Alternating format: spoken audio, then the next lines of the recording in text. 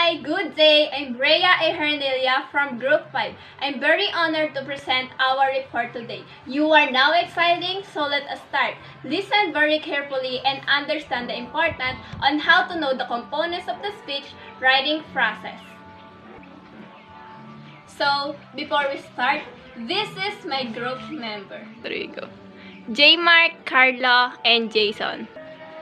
Components of the speech writing process.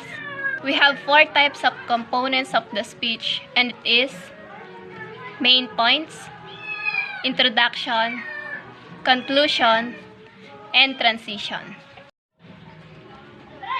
Main points. The main points of any speech are the key pieces of information or arguments contained within the talk or presentation. In other words, the main points are what your audience should remember from your talk.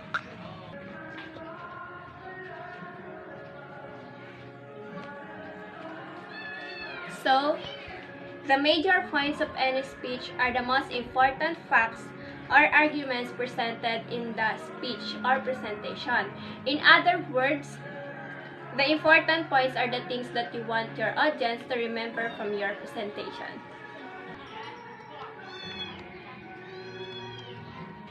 Introduction. The introduction gives the audience a reason to listen to the remainder of the speech. A good introduction needs to get the audience's attention, state the topic, make the topic relatable, establish credibility, the preview, the main points.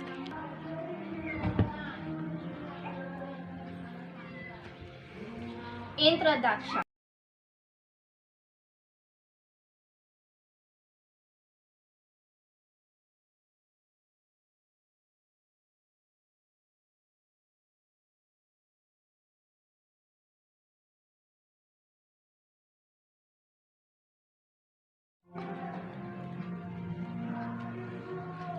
Introduction.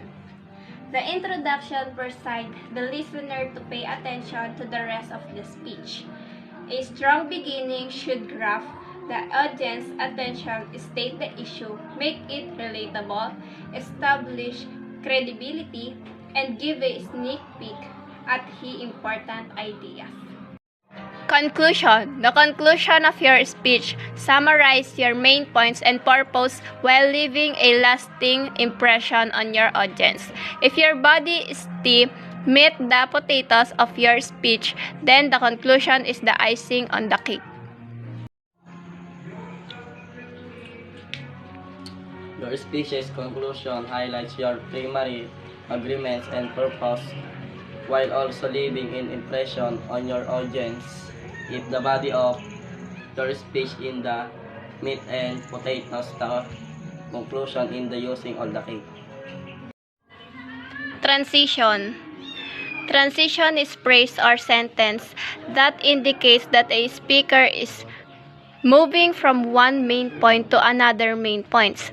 In a speech, as phrase or sentence that indicates that a speaker is moving from one point to another main point in a speeches.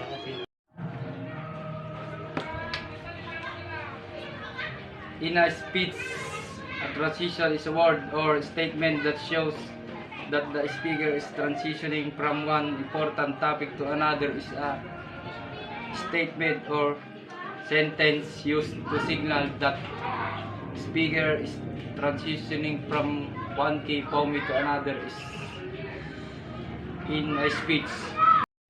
What are the 3 main points of a speech? Speeches are organized into 3 main parts. We have introduction, body, and conclusion. Introduction. The speech's beginning establishes the initial and most important contact between the speaker and the audience. The introduction should last no more than a minute in most classroom speeches.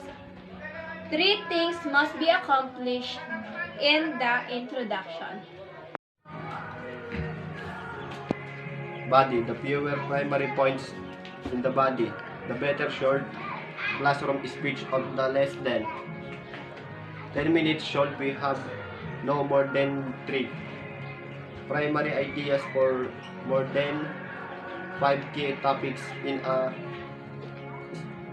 longer speech that the audience will have difficulty flowing and remembering the speech. Speaker might also number important points. First, second, first, next, last. Always make it sample for the audience to understand following your main points. Conclusion. The conclusion follows a transition from the body of discourse. The conclusion should be slightly shorter than the introduction and serves two purposes. It summarizes key points and provides a sense of closure and completion to the speech. Good finishes may connect back to the opening, provide an analogy or metaphor that conveys the main point, or pose a question or challenge to the audience.